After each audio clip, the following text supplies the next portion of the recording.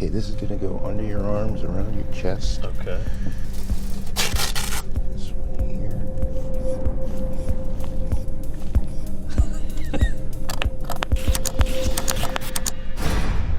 Is your stage name Kal Penn? Yes, it is. And you're known as Kumar from Harold and Kumar? Among many other things. Are you sick of being asked if you're high right now? No. Are you high right now? No. Is that true, Barry? That's true. Damn, I should have shown up high. Let's start by talking about your life. You were born in New Jersey, is that right? Correct. But you went to college in California. I did. Are you trying to distance yourself from your family? No. UCLA was the best school I got into. That happened to be very far away. So did you miss your family while you were in California? I did. I missed the whole East Coast, obviously including the parents and the family. And you graduated from UCLA in 2000? Correct. Were you at all concerned for Y2K? That's a good question. I think we were all concerned. That's an interesting one because you laugh about it now. At least I laugh about it now. Yeah, I think we were concerned. I'm not a big, fear guy, so I don't think I was terrified, but I think concerned. Yeah, well, the question was concerned, yes. I think we're concerned. Did you buy any emergency rations? I don't think so. My recollection is that we had a flashlight and, a bottle of water, just in case, which is a pretty weak just in case.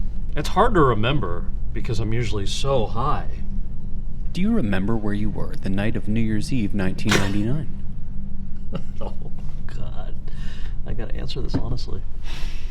Yes, I do. You do anything reckless that night? I went to a New Year's Eve party at Hunka Bunka in Sayreville. What's that? If you grew up here and listened to Top 40 radio in the tri-state area, you know what that is. Did you play saxophone in your middle school band? Yeah. Were you any good?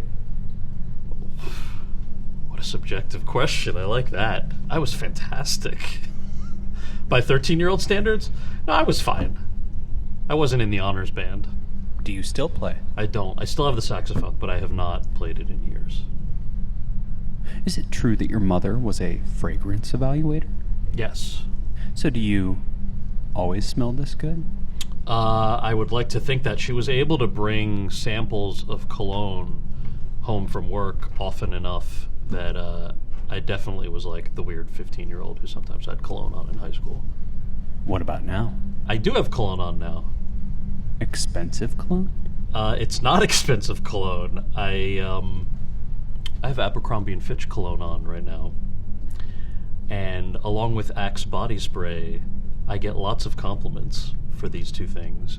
And when I bragged to some friends about getting compliments from strangers about how good I smell, they were very quick to point out that that's probably because I reminded them of old sexual partners. But I'm still rocking those two, and I still get compliments.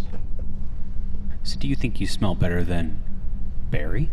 I did not get a chance to properly smell Barry, so there's a very little control group going into this. Avoidance. But that is, I will acknowledge that that's avoidance because he's at the controls. You've taught film classes at U Penn, is that correct? Yes. You said on the Late Late Show that you're a very strict professor? Early in my class I was. So early in the semester I was very strict, and then I loosened up. Because I wanted to make sure that people were taking my class for the right reasons, meaning that they actually wanted to learn, and that they did not get excited because Kumar was teaching a film class. And the first day I outlined the class and talked about how it's impossible to get an A unless you do all the reading, because 10% of the grade is pop quizzes in the classroom based on the reading for the week. And so I think it was 40 people dropped the class immediately. Do you think you could have passed your own pop quizzes? I could have passed the pop quizzes. I could not have gotten an A in my own class. Did anyone get an A? Yeah, a lot of people did. And then I failed 2 students. They tried to pass off other people's papers on their own. That was a whole plagiarism thing. That's harsh, man. Yeah. You ever check your rating on ratemyprofessor.com? No. Do I have one? I looked it up, and you don't seem to have one. Okay, thank you. Well, that's good. Were you expecting a good rating? I remember the course evaluations that came back, and they were mixed. Did that hurt your feelings? No, not really. I think it was, the class wasn't for everybody, and also I'm not a traditional instructor. But I was terrified when you just asked me that question, because I'm like, oh man, I hope I don't have a rate my professor. Let's move on to your career. Would you say your breakout role was playing Taj in Van Wilder? Probably, yeah. Well, yeah, probably. Harold and Kumar was definitely a bigger leap, but my first real credit on a studio film was Van Wilder, definitely. Did your parents watch the film? Yes. It's a late 90s, early 2000s party movie, so the tone of it's not Shakespeare.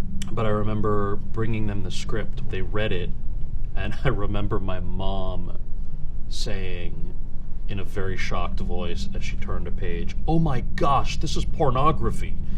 I was like, oh no, here we go.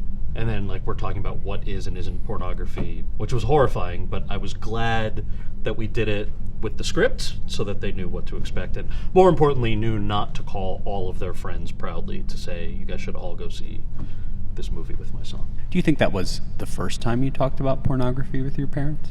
Oh, definitely, yeah. I hope that checks out, because otherwise I've got some memory issues. Was this man, Ryan Reynolds, easy to work with? What a handsome man. Can we just show our friends who are watching? Is there a camera behind me, or do I need to hold this up? What a handsome man. He was not only easy to work with, he was a lot of fun to work with. I'm a huge fan of this guy. Did you see Deadpool? I did see Deadpool. Did you see Deadpool 2? Is there a Deadpool 2? I've been really busy, guys, so, is there Deadpool 2? Let's talk about the big one. Harold and Kumar go to White Castle. Is it true you don't smoke weed? Yes. And you also don't eat meat? Correct. So is it safe to say you were acting disingenuously? No. Acting, as Meisner said, is living realistically under imaginary circumstances. You didn't know I was this much of a nerd. It's kind of what I loved about the movies, is I'm not a stoner in real life, and I try to eat healthy. I say this having just eaten fast food before I walked in here, before you get to that question. So I hate answering the question on the street, like, hey, do you want to smoke a joint with me, which happens often. Embarrassment of riches, stoners. I used to be honest and say, sorry, I don't really smoke, and they would be really devastated. Not just disappointed, but they felt wronged. So now I have stopped saying I don't really smoke weed, and I've started just saying, oh, I'd love to, but I've got a thing. I gotta run to a meeting, or I gotta run to a thing, or how about a high five instead? So you don't want to smoke weed with me after this? No, we can do that. Are you and this man actually friends? Or is that a lie too? Yes. John Cho is a brother to me. Also, look at how twinky I am. Look at that. What happened? So yes, we were friends during the movie, and we're still very good friends in real life. You'd say he's a classy guy? He's a super classy guy, yes. So as a real friend, he still let you wear that puka shell necklace? Mm-hmm. Yeah, he gave it to me. He gave me the puka shell necklace. Is that true?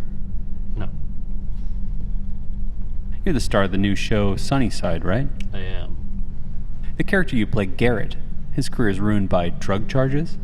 Yes. Is this something you can relate to? Garrett's life is more disrupted by alcohol charges, so he gets pulled over for walking on the BQE here in New York for being drunk, and then tries to bribe a cop. In the original script of the pilot, he's also doing coke with some hookers, but that got cut because we're on NBC. Bribery is perhaps the biggest thing. So thankfully I have not, to my knowledge, bribed anybody. Have you ever been pulled over and used your celebrity status to get out of a ticket? Yes, but it has not worked. So I was riding with a friend who was speeding, and we got pulled over, and I didn't know if that kind of thing works or not. But then I was like, as he was writing the ticket and got his license and went back to the cop car, I was just like, well, at least say hi. Maybe he does like your movies. He can make the ticket go away. So when the cop came back, I was like, let me thank the officer. So I leaned forward and I was like, thanks, officer. Sorry for the trouble. And the cop was like, oh my gosh, I didn't know you were in the car. You should have said something earlier. I already put the ticket in the system. Too bad. Why don't we move on to pop culture. Is it true that your first agent was Barbara Cameron, the mother of these two child stars? Yes! My first agent was Barbara Cameron, mother of these awesome child stars. Did you get to meet them? I did separately years later. So I met Candace Cameron in Barbara Cameron's office once when I was first starting out. And I met Kirk Cameron a couple of years ago on like some talk show that he was doing a different segment of. Did you ever meet anyone else from the cast of Full House? I don't think I've met anyone else from Full House. John Stamos would be cool to meet. Lori Loughlin is in jail, I hope. The others are around but haven't had the privilege. Yeah, one day. You've taught both film and politics courses at reputable universities, right? I have. So do you consider yourself a film buff? I consider myself a film buff. That doesn't mean I am one. I have huge holes in things that I've seen, and then I've watched like obscure random things that people don't think I watch. So in your scholarly opinion, would you say Once Upon a Time was Tarantino's best movie? No. So according to Reddit, you met a couple backpacking in the Himalayas and invited them to join you in LA. Partially true. The general sense of the story is true. I was shooting a movie in the Himalayas a couple of years ago, and there was a couple that literally lives around the world, and we all became friends. And I said, "Come visit me." Not just in LA. I think it was Toronto that they visited me. So they followed up. Yeah, they followed up. We're still in touch. You ever seen the movie Taken? Is that Liam Neeson? Oh yeah. Yeah, a long time ago. Aren't there multiple Takens? Yep. Okay, yeah, I think I've seen Taken. In retrospect, was it wise to trust these strangers? Okay, did it worry me that I would get kidnapped? I felt like there was enough of a vetting because we were in the Himalayas for almost 6 weeks. I felt like my ability to vet them for creep factor was pretty strong. So it didn't cross my mind that they might kidnap me, but it does cross my mind generally that somebody might. Sometimes I worry about that too. Yeah. Like here, for example. Yeah. I don't know any of you. Yeah, that's right. At any point during this interview, did you lie and we didn't catch you? No. Barry? That's right. I wanted to kind of lie just to see if it would pick it up, but... This is quite serious. No, I know. That's why I'm not trying to make a joke out of it.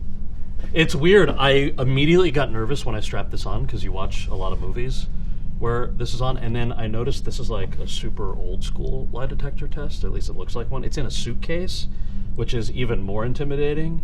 The only suggestion I would have to make it even more intimidating is if you rocked a monocle. Maybe I'll get a monocle. That's the only thing that could make this more intimidating.